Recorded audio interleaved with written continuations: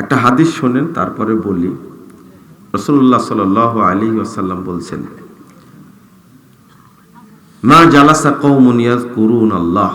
এই যুবক ভাইরা, আপনারা এটা মনে রাখবেন, যেটা বলছি মনে রাখবেন।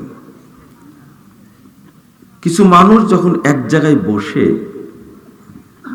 দিন শিখার চেষ্টা করে, কি শিখার? দিন শিখার। ইল্লা নাদাহুম মুনাদিম মিনাস সামা, আল্লাহ তখন তাদেরকে আসমান থেকে ডাক দেন, ঘোষণা করেন। যখন মাজলিস শেষ হয় তখন আল্লাহ আপনাদেরকে বলেন, কুমু মাগফুরাল্লাকুম, তোমরা এখন সবাই চলে যাও, তোমাদের সবাইকে ক্ষমা করে দেওয়া হয়েছে। ক্ষমা করার মালিক কে? আর কেউ পারে? নবীরা, ওলিরা পারে? কেউ পারে না। একমাত্র ক্ষমা করতে পারেন কে? আল্লাহ। আর এই ঘোষণাটা করছেন আল্লাহ, কুমু মাগফুরাল্লাকুম, বান্দা তোমরা চলে যাও, তোমাদের সবাইকে মাফ করে দেওয়া হয়েছে। ওয়া বুদ্দিলাত সাইয়্যাতুকুম হাসানাত, আর তোমাদের যত পাপ ছিল সমস্ত পাপকে নেকি দ্বারা পরিবর্তন করে দেওয়া হয়েছে। তোমাদের এখন আর কোনো পাপ নাই। 1556 নম্বর হাদিস, তাবরানী আওসাদের মধ্যে এসেছে, সহিহ মুসলিমে এসেছে। আল্লাহ ফেরেশতাদের লক্ষ্য করে বলেন, উশহিদুকুম আন্নী কদ গফারতু লাহুম, ফেরেশতা তোমাদেরকে সাক্ষী রেখে আমি ঘোষণা করছি, মাজলিসে যারা উপস্থিত হয়েছে তাদের আমি সবাইকে মাফ করে দিলাম।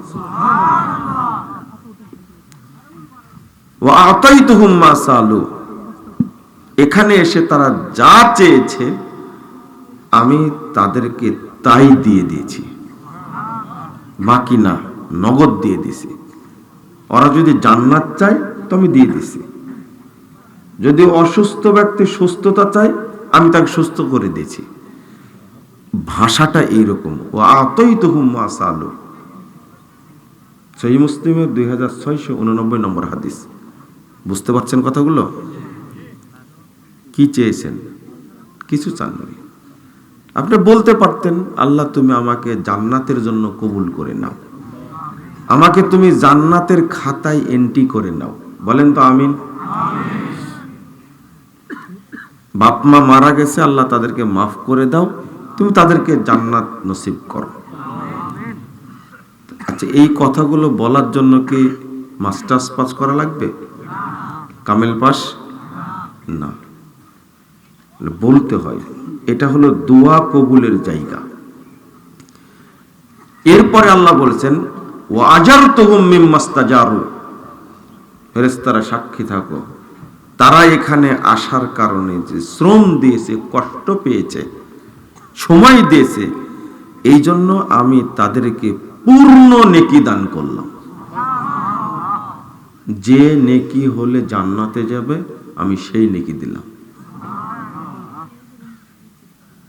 তখন ফেরেশতারা বলে, ইয়াকুলুনা ইয়া রাব ফীহিম ফুলান আবদুন কাত্তা, আল্লাহ শুনেন শুনেন শুনেন, এদের মধ্যে একজন খুব খারাপ লোক এসে বসে গেছে, বড় পাপী নিকৃষ্ট একটা লোক, ও এসে বসে গেছে। ইন্নামা মাররা ফাজালাসা মাহুম, ঘুরে বেড়াচ্ছিল, লোকগুলো দেখে ও বসে পড়ে গেছে, একে মাফ করা যাবে না। একে মাফ করা যায়?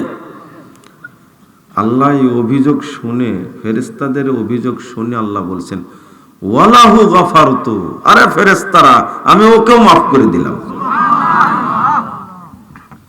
এরপরে আল্লাহ বলছেন ফেরেশতাদেরকে, শোনো, হুমুল জুলাসা, তারা এমন কিছু মানুষ এখানে এসেছে, লা ইয়াশকা বিহিম জালিসুহুম, এখানে এসে যেই বসবে আমি তাকেই মাফ করে দেব।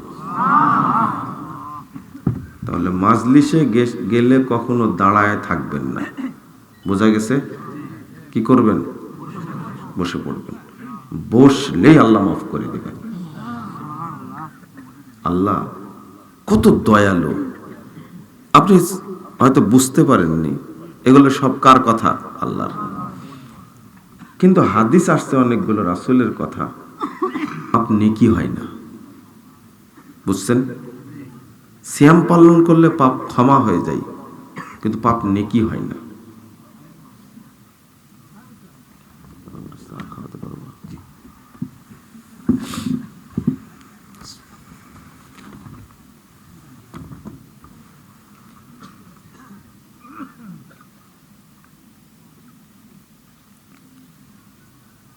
হজ করলে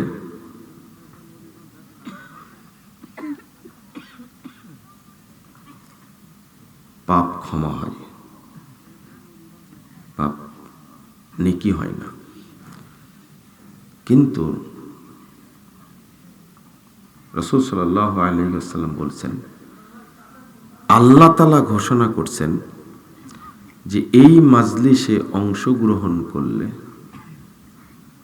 আল্লাহ পাপ ক্ষমাও করে দেন, পাপগুলোকে নেকি দ্বারা পরিবর্তনও করে দেন। আপনারা কি বুঝতে পারলেন কথাটা? এই জিনিস হলো কি মাজলিস। যখন উঠে যাবেন, এই বাদাম খাচ্ছে কে এখানে? বাদাম খাওয়া যাবে না।